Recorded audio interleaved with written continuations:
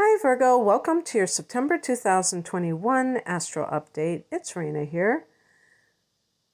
When I looked at the ephemeris for September, I was kind of stunned because there doesn't seem to be a lot going on in September. It's not that there's nothing going on, but not like previous months with just a whole bunch of retrogrades and eclipses and things like that. And we are going to have Mercury go retrograde, and that's your ruler. So it's not like I said that there's no news whatsoever, but it just seems like it's a lot quieter. I think you like it that way. And this is a time when you are celebrating your solar return, a lot of you at least. So I want to wish everyone who is a Virgo a happy birthday. And that includes you August babies, because as I record this, we are just about set to embark on the Virgo season. So that will be really nice. I like it because my moon is in Virgo, and I just like the vibe of what Virgo represents, which is kind of very modest, unassuming, interested in practical matters. I think those are wonderful things. And wanting to be organized. So anyway, like I was stating, I mean, it isn't like going to be completely quiet, especially since as the month begins, you still have Mars in your sign. So Mars is staying in Virgo until about halfway through the month. Let's see. The official date for Mars to go into Libra is September 14th. So this means that, you know, when Mars is in your first house, you have that sense of urgency about your life in general. Maybe, you know, the fact that it's in your birthday month as well gives you that desire, that solar return gives you the desire to change something in your life, to make something new. Because just the symbolism, not to mention the energy that is around the time of your birthday, it really, it's like the new year. A lot of times after January 1st, people just feel a natural urge to do something positive to change their life. And so I feel like around the birthday time, that can also be the case. And certainly with Virgo, because Virgo is always about improvements, making something better, perfecting something. But when Mars is in your sign, you may be quite feisty and a little bit, I don't know, maybe it's like the one time during the year when you have Mars in your sign where you're a little pushy and all of the things that we associate with Mars. And after it's over, you're like, what just got into me? Mars got into you. So when, and that can include another thing too, is because this is occurring in your first house, and this is the house of the self, including the body. This could include some Virgos who want to do some kind of workout routine or exercise to get more energy, get more, maybe it's flexibility that you're really interested in. And so something like yoga can actually be much better for that than maybe a vigorous activity that can risk injury. I'm not a what do you call it? A personal trainer, so I can't vouch for that, but it just seems to me that that might be gentler on the body and still give you what you want. But the point is that you might be very body conscious, wanting to move your body. And then on the 14th, when Mars goes into Libra, you are going to experience this in the second house of earned income. And Mars here can be like a driving force for you to do something that has that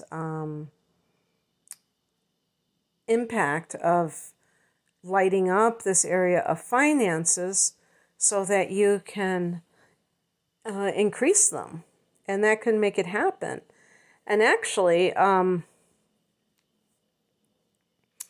Venus is ahead of the game and is actually going into Scorpio around the time that Mars is going into Libra.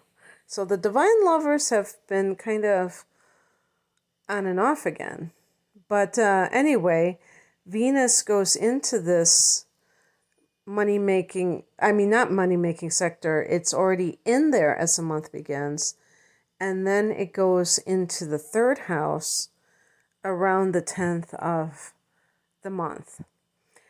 So for the first 10 days, when Venus is in your second house of earned income, this can be a great time to attract money to you, because Venus is the attractor. And Venus can indicate the way that a person is attracting money into their life, or that they are at this time.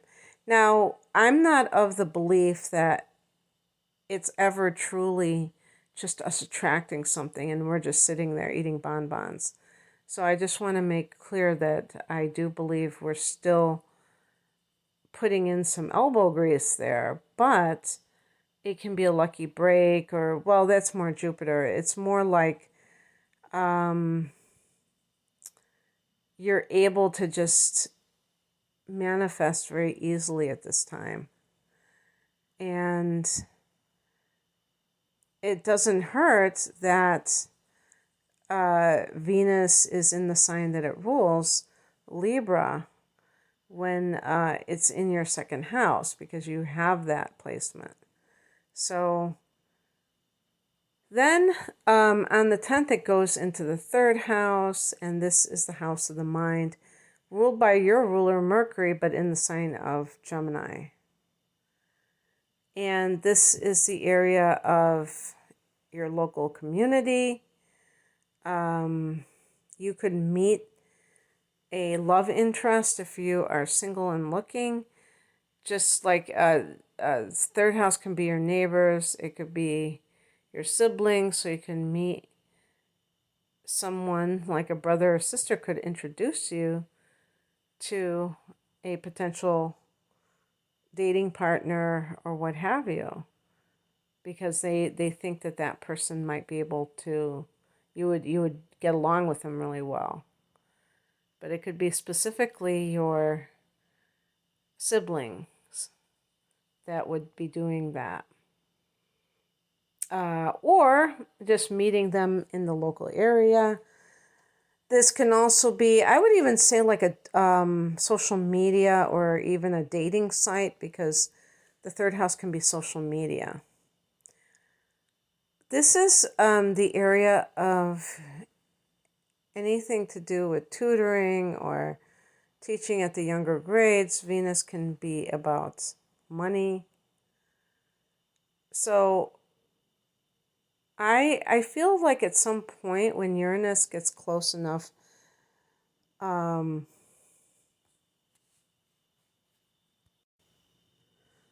a trine with your sun, if it hasn't already gotten to that point, or the rising sign, that you're going to feel this sense of freedom and wanting that freedom, feeling maybe deserving of freedom. Right now, Venus here can speak to attracting money to you in this latter part of September. And because you have, I actually stand corrected. I thought this was the case. Mars is going to go into Libra right around the same time, around the 15th of... Mars goes in the 14th to Libra. Oh, I'm sorry. I'm spacing out here. Yeah. Venus goes into Scorpio on the 10th, and that is the third house. And Mars goes into Libra on the 14th, and that is the second house of earned income. And let's see what else is happening. It's so funny because it's really quite slow. Now, when is the, one thing that I didn't talk about is the new moon. I'll talk about the new moon and the full moon. So the new moon is happening on September 6th, and it is at 14 degrees of Virgo. So there is your new moon, Virgo, on the 6th. And by the way, if you are in the United States, the 6th just so happens to be Labor Day. So this is a national holiday. And, because it's on the 6th, it's on a Monday, you can almost treat it like your own day, celebrating the new beginnings in your life as it pertains to your solar return. So you have both of these things happening within the same time frame. Now, of course, some of you might be born on September 6th, and that would be cool as well, because that's a great start to a new year, a new cycle. So, what are your intentions that you would like to set in terms of what you would like to manifest into your reality in the next 12 months? Even if you don't believe in full moons, you think the moon is a satellite and it's fake and all of that stuff, you can still use that as symbolism for the growth within yourself and how does this all shake out. I believe in astrology. I don't think that it is just random and anything can go along with anything else. But on the other hand, I don't think that it's totally going to be infallible. So I'm kind of somewhere in the middle. And I respect it for what it is, but these full moon periods and these new moon periods can be still utilized in a symbolic way. Meaning that whether or not you believe in the power that is derived at this time of the month with the new moon, you can at least use that as symbolism for your new beginning. One of the important things that happens every September is we experience the equinox. In the northern hemisphere, obviously this is the fall equinox, and it has its own set of moods. You could call it a mood, you could call it a vibe, that we attach with the beginning of fall. In the southern hemisphere, it is the beginning of spring, and likewise, that has its own set of symbols, feelings that are coming up for people. So the theme for those down under can be about renewal. For those in the northern hemisphere, it can be about the death of the season or the year. Or just, you might contemplate death. What does it mean? The nature of death. What does it mean?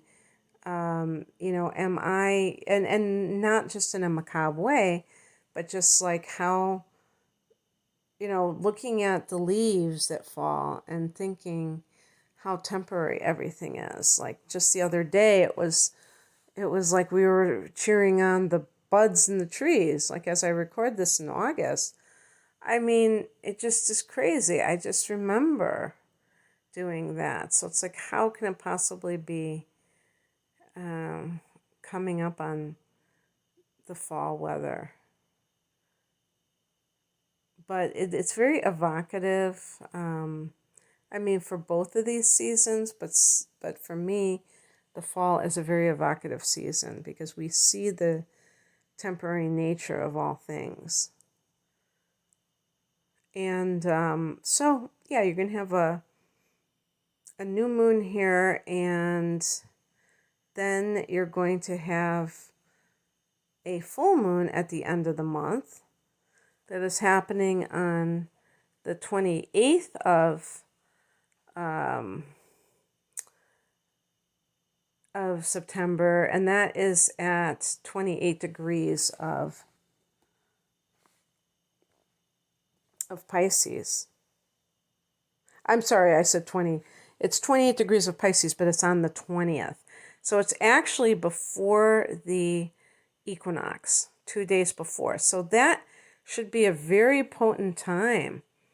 A full moon at one of the final degrees of Pisces, coupled with, which is the last sign of the zodiac, and so that has, in the grand scheme of things, that's kind of like an ending for all of us, a culmination of something, the big reveal, if you will, given some of the themes that have been part of the collective, and then a couple of days later, that power period of the equinox. So wow, pretty heavy stuff, pretty heady stuff, and heavy. On the 27th, we have Mercury going retrograde. So this particular Mercury retrograde is in Libra. So one nice thing is that it's in an air sign, so it's in a sign that is very harmonious with what Mercury represents, which can be about communication. If you think about the tarot, the swords are the air signs. And so the idea of a lot of talk about whatever else is going on, this may be present. And this is again in your second house of earned income. So it might be you rethinking something about that. And maybe for some people that happen to be born under Virgo, you're questioning the money that you're making. And, you know, how does it square with your values? The second house can be values as well, your values as well as the money that you make. So October will be a very pivotal month because we're going to have a lot of planets going direct. Mercury being one of them, but Mercury is a personal planet. I'm talking about the slower moving planets. So I think that this is kind of, I look at September as kind of especially in those first couple of weeks, technically after the 7th, Mercury is in its shadow. But I would say, don't worry about that too much unless it's something that you have observed is problematic for you. But in general, if you're not doing something that's super, super high stakes, then just keep doing what you're doing if you feel caught to do it, or even something new that you want to launch. But, do what makes you feel comfortable, and you'll be just fine. Okay, that's what I have for you, Virgo. I hope that this resonated. Have a great birthday month. And if you'd like a private reading, the link is below. Take care. Bye.